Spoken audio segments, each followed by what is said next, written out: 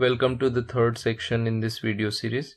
In the last section we saw Hadoop distributed file system, whereas this section we are going to focus on Apache Flume. It is a 4-video series, and in the first video we are going to introduce you to Flume.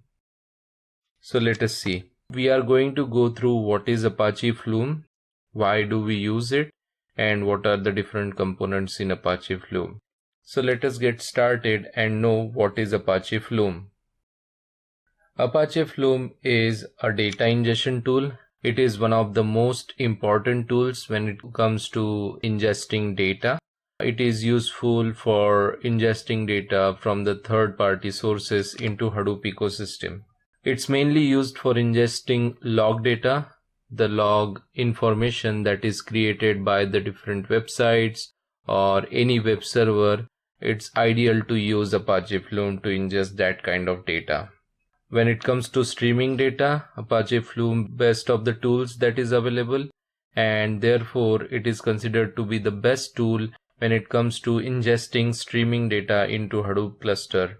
And as you can see, the architecture looks something like this on your screen. We do have web server over here which sends data to source. Source sends data to sink through channel, and at the last we get data in HDFS. The last section in this video we are going to focus on different components, and then I will explain what we mean by agent, source, sink and channel. So let us see, why do we use Apache Flume? There are different reasons for using Apache Flume as a data ingestion tool. Out of those different reasons, some of which are listed as follows. It is distributed in nature. It is very easy to scale from a single node cluster to multiple node cluster, and it is easier for doing that scaling using Apache Flume. That's why distributed is one of the important reasons we use Apache Flume. The second one is reliable, which third point is going to explain in more details. It's efficient. It does the data collection, aggregation and movement very efficiently. And to go back to the reliable point, the architecture is quite simple and flexible, as I already mentioned, for the streaming data. Now, fault tolerant is the ability which makes Apache Flume quite reliable tool, and it has the recovery mechanism which makes sure that while doing the import activity, it doesn't miss a single records. So let's say if by some chance something is wrong with the cluster, Apache Flume will make sure that it will have that recovery mechanism in place to recover those missing records. And the last reason being, it has a huge support when it comes to online analytical application, which is very hard to find these days. So if you have hosted up an application which requires any analytical operation, the data to that analytical operation can be easily provided with the help of Apache Flume. The last section in this video is focused on the different components in Apache Flume. I have given 7 components, and we are going to see those components one at a time. The first one is agent. Agent is the key player when it comes to performing different kinds of activities in Apache Flume. Agent is the one which calls all the processes, and therefore it makes our job easier for doing the data ingestion activities. Then we have source.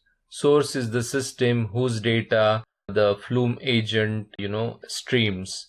So let's say if you want to import data from, an RDBMS system or a web server, that becomes your source system. After source, we have channel. Channel is by definition the bridge between the source and sink. So to explain it in simple terms, if source is your input and sink, which we are going to see in a few moments, sink is your output, then channel is the medium through which the data flows from source to sink or input to output. Sink, as I already mentioned, it is the system where we put the data that is being or streamed by Flume, and channel does the work of loading data into a sink, a Flume sink. Event is the unit of data that Apache Flume agent can transfer. Generally, it is measured in beats. So if an event, the standard size of an event is 8 bit or 1 byte. The penultimate component is flow. As the name itself indicates, it is the transfer of data from your Flume source to Flume sink, and the amount of data or the mechanism through which this transfer occurs is called a data flow. And the last component in this section is the client. So client is basically the facilitator of the data flow that we discussed just now between Flume source to Flume sink. And agent and client are always in communication in order to perform the various data ingestion activities in Apache Flume architecture. So in this way, we covered the introduction to Flume section.